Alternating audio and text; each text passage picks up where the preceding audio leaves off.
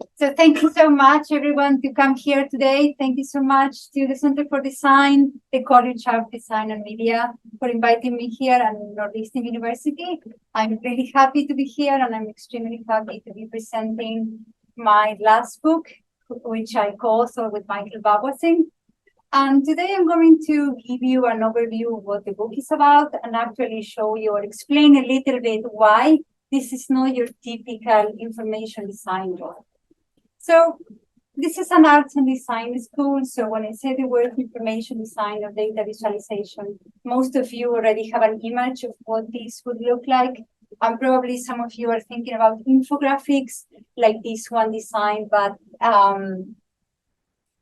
Manuel Bertoletti. This is from a newspaper. Some of you may be thinking about instructional design. This is a kit for disaster preparedness. All these examples are also showcased in the book and present kind of the most common idea of what information design is, but also I say information design, and some of you may be thinking more about data visualization.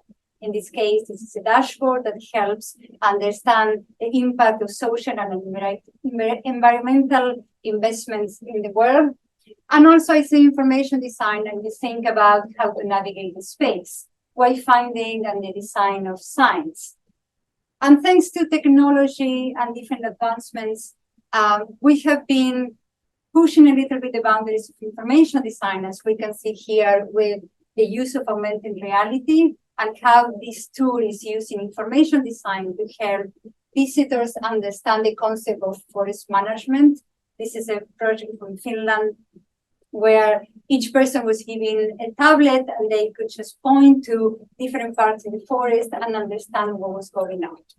Technology, different types of technology like 3D printing has also helped make information much more accessible to people with different abilities, like is the case of this outdoor exhibition, where it's using 3D printing and Braille to explain the flora and fauna of a German forest to different visitors.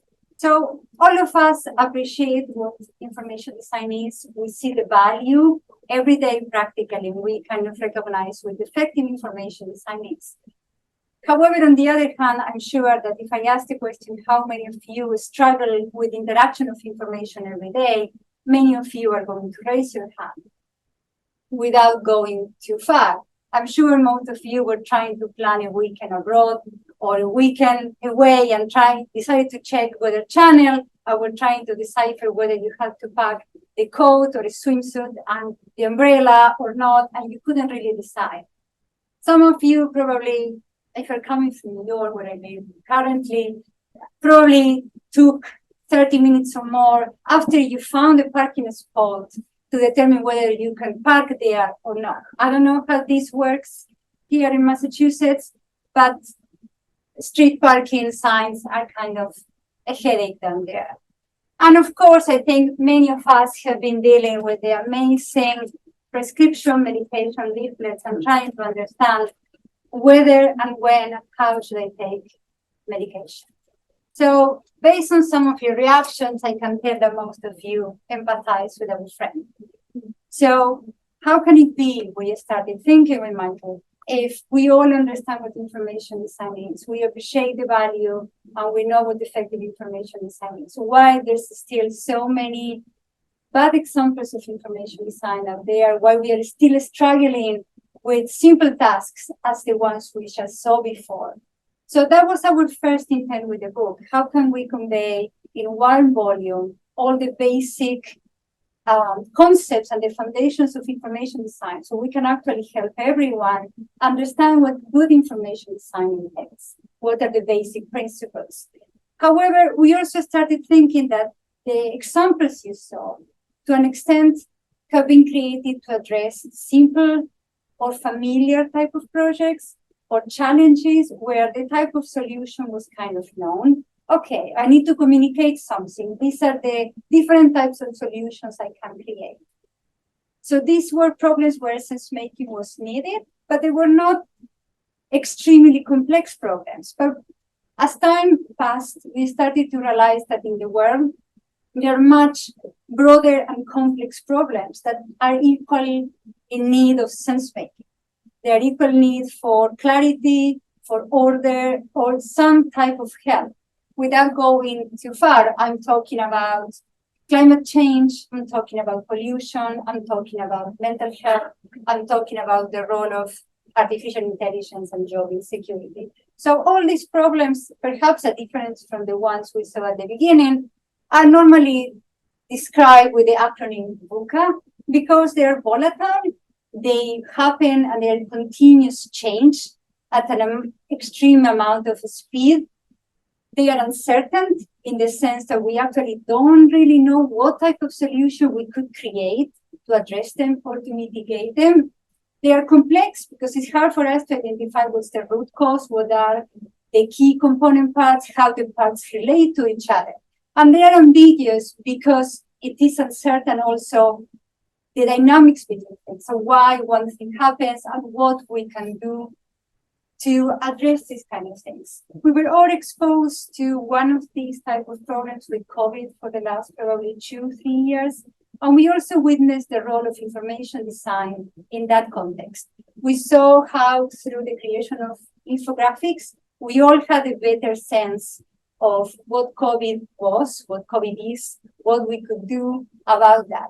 However, we also started seeing how information designers started to also answer other types of questions, not necessarily questions that were so framed, but also questions that were much more complex and unframed, such as what's the history or what's the story about pandemics? When did they start? What has been done in the past? What can be done in the future?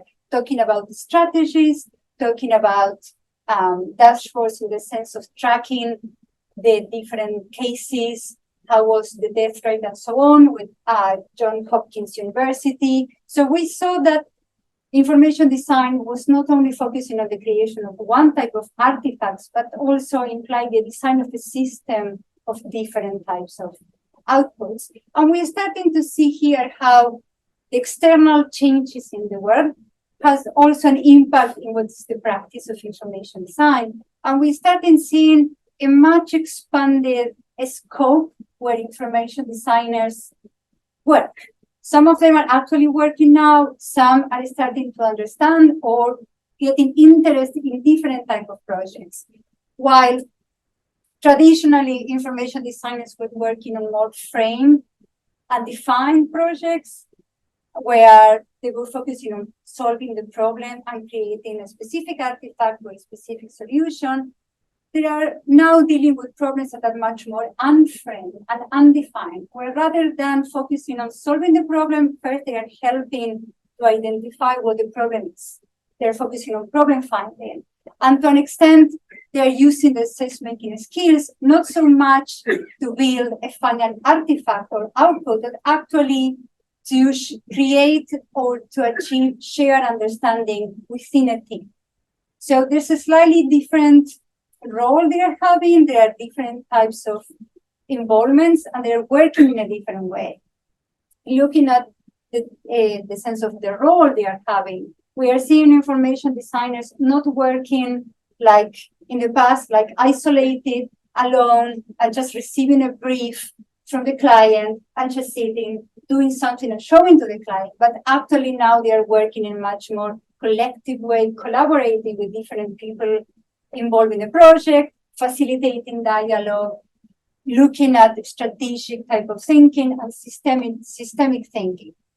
In this context, they are also creating different types of outputs, not as a final deliverable, but actually a means of end. Specifically, I'm referring at the use of visualizations, where sometimes they are co-created with the contributions of everyone involved in the problem, like mapping and so on. They are also creating templates to bring a structure into the conversation that later on they are also populated by different people involved in the project. And of course, they are still creating visualizations that look striking and engaging in order to communicate something to external audiences.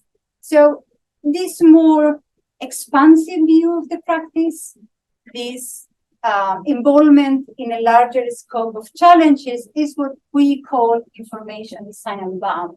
In the sense, like, it's not anymore to us defined by the limits or the confines of the type of artifact, but actually the limits are much more diffuse. They are involved in a broader scale of different challenges. So with this idea in mind, we define information design broadly as the practice of helping people understand something unfamiliar or complex so they can achieve their goals, regardless of technology or form. So it's not determined about or by the tools you're using to create something, but by the purpose itself. Information design is to us, or information design is a service practice when you are creating something to help someone else instruct, explain, facilitate understanding. Of course, as information design lives within visual communication, and also it shares, or there are many other practices that share many similarities with information design that are also within visual communication, but also have a foot with other practices like information architecture, data visualization, scientific visualization, user experience design, information visualization, mapping, cartography, and so on, that some of these practices have many skills in common within information design, but at the same time share skills with computer science, with architecture, with journalism, with social sciences. Something all these practices also share in common is the need to help people. People are in the middle. In our book, we put a lot of emphasis thinking about everyone who is involved in a project, not only the designer, the audience, the client, the different stakeholders, different teams, and how can we actually focus on working together, understanding each other, identifying the needs, and identifying the pain points. So for that, we actually reframe a little bit. I'm sure you're familiar with the linear way of working, the linear process that was introduced by Shannon Weaver back in the day, where again, the designer is a linear process because it has one direction. The designer receives something from the client, creates something, the audience interacts with that, end of the process. We believe that when we are talking about a much diverse range of projects, of much more complexity, a much more circular model with loops of interactions would better represent the way that information designers work today. They don't work in isolation, as we saw at the beginning of the presentation. There's a much more collaborative process where there are much more interactions with the different people involved. So having all these concepts in mind, what we are suggesting in the book, it's building on the existing models that probably the one that you are more familiar with is the 4 Orders of Design from Buchanan, where he presents a broad approach to the design discipline, from symbols to systems. So that's a great model that is used to represent how design has expanded, design as a discipline. However, there are no models currently that do the same specifically for information design. So what we are trying to do in this book was to introduce such a model that represents the spectrum of challenges that information designers are dealing with today in the current context. From communications at the lower level, where they are dealing with lowest level of complexity, which much more frame problems, going to experiences such as the design of wayfinding systems, how to navigate the space, can also include digital experiences, to organizational challenges, where information designers think more strategically, thinking about how to create a vision for something or a strategic plan, all the way to their involvement in systemic challenges, not necessarily to solve them. I'm not claiming information designers are coming here to solve a systemic challenge because it's impossible, but they are having an involvement there. They are bringing clarity, they are bringing order to help everyone make sense of the situation and then identify from where they can move and keep working. So with this idea in mind and the circular model we saw before, we suggest how that circular model adapts to the characteristics of each of these levels. And as you can see, from communications to systems, there's many more parties involved. So before some of the challenges within communications can be solved by only one designer. Well, when we are talking about systemic challenges, there are many more people involved. There are teams of people working together. They also involve much more dynamic interactions, many more loops, while there is perhaps a slightly more linear, without being definitely linear. You can also see how the type of outputs that they create, they are not necessarily refined or polished, but they are just something that then can be worked towards something else. We also don't use the word solutions in the book, but also we talk about the word interventions. We talk about creating information design interventions. So we move a little bit from the word artifact, because sometimes they can create things that are more intangible, not necessarily something that is tangible. So in the book, we provide examples of current projects from different parts in the world that illustrate the work of information design at the communications level. In this case, one of the case studies focus on the design of instructions for a medical device. This is a label. There's also a manual.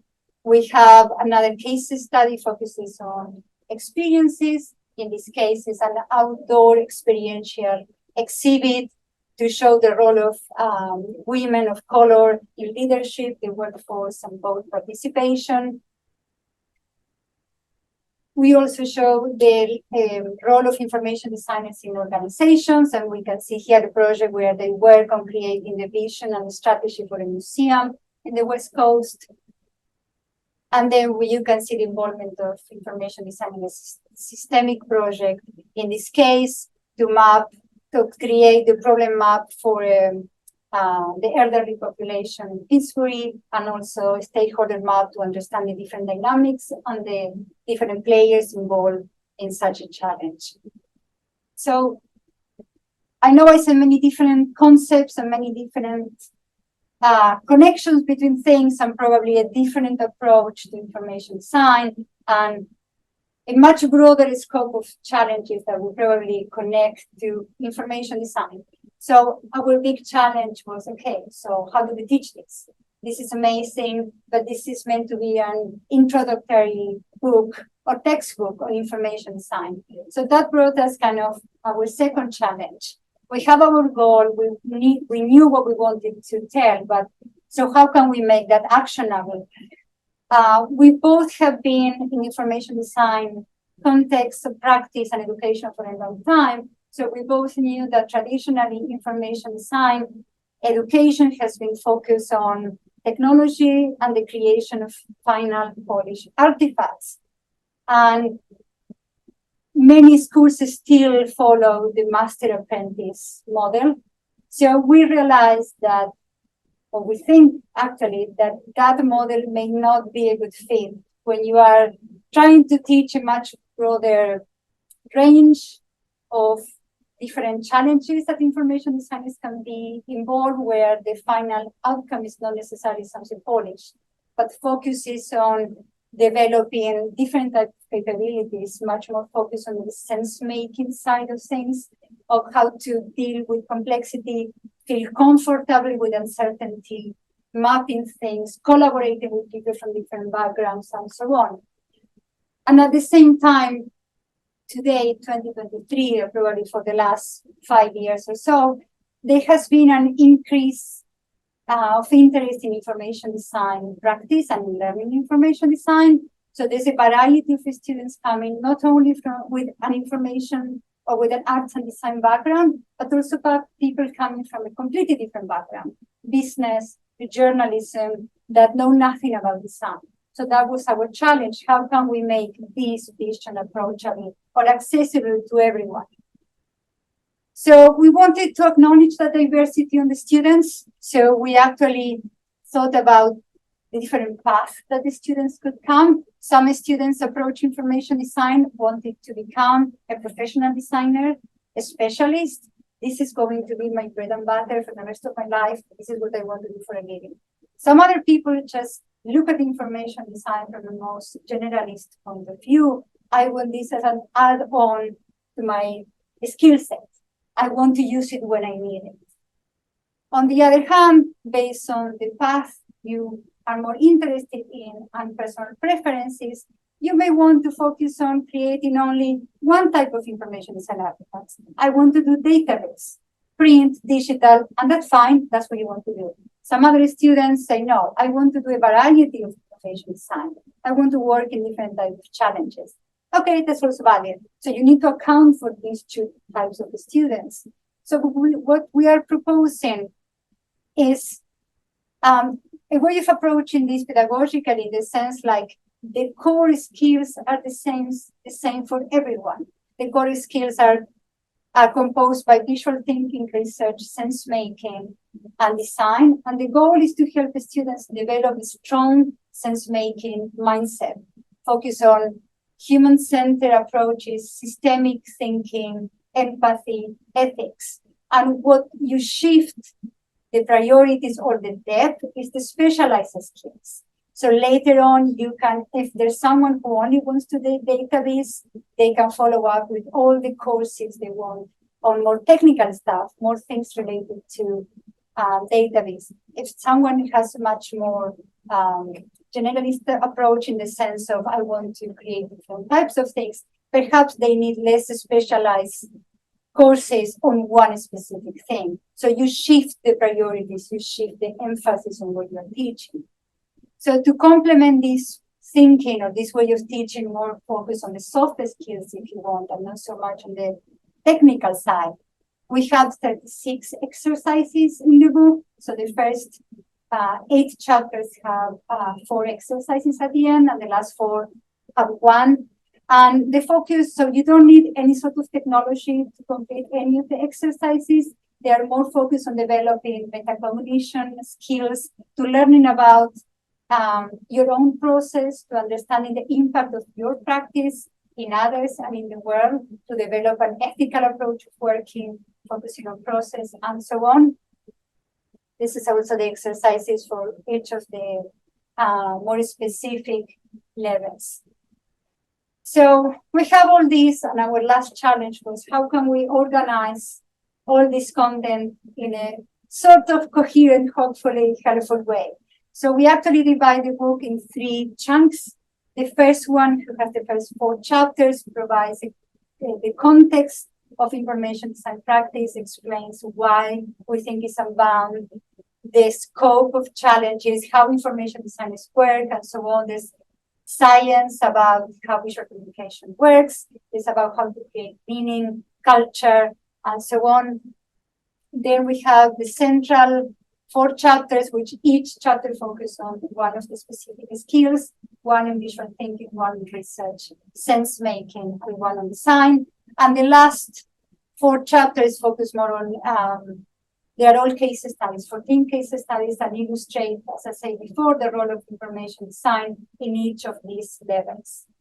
So each of the first 8 chapters is color-coded, so you're going to see, you can just go through the different colors and you know you're in that chapter.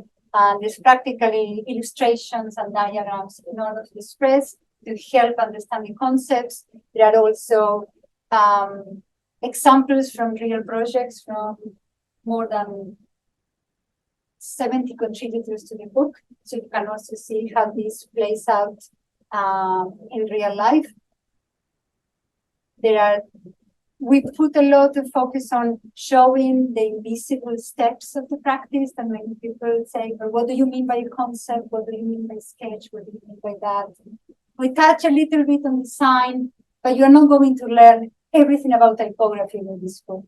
You are not going to learn all about color with this book. There are plenty of books that do a much better job than this one, and this is not the goal of the book either. So just to wrap up today, I just wanted to give you a glance of what was our process writing this. It was a long process, And I think it's best defined this way. It was probably if anyone here wrote a book, you know that writing a book is not a linear process. Ours was not linear at all, no whatsoever. We started many years ago. COVID was in the middle. We changed our minds about what we wanted to do. We had shared point of view, then we fight, then we agree on something else. That's the joy of working with someone else in a book. If it is yourself, you discuss in the shower, you change your mind, no one knows.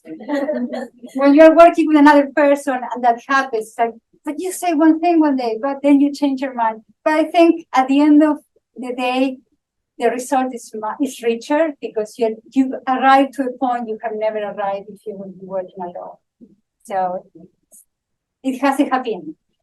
So just a little bit. So one of our biggest challenges was to put together the structure. And as you can see, we moved from having 16 chapters to then 14 to then 12. So we're trying to condense, remove. Of course, the publisher first said you have 224 pages, and our first draft had 352. So we had a problem. So we negotiated 272. But all that mean like, what do we need to remove? It was like thinking about what to keep, what to remove, working in the computer, going out from the computer, taking over a room, cleaning things up. That's Michael Bauersin, the co-author of the book. That's me. A lot of sketching, a lot of how can you share what you are thinking with someone else, which is of course easier when it's yourself working with yourself. So in this case, but what do you mean? Let me show you what I mean. So there's a lot of that material. We are both designers, bad combination because we spend a lot of time with design. You have no idea the color palette, the typography, the layout. You don't want to know. Options and options and options of designing because we designed, we illustrated all the books. So that also took some time. And we actually printed 9 drafts of the book. It's a lot of paper. We mark everything. So it was a process. I know everyone says that, but it's literally a process, which is now you're on the other end. So much fun.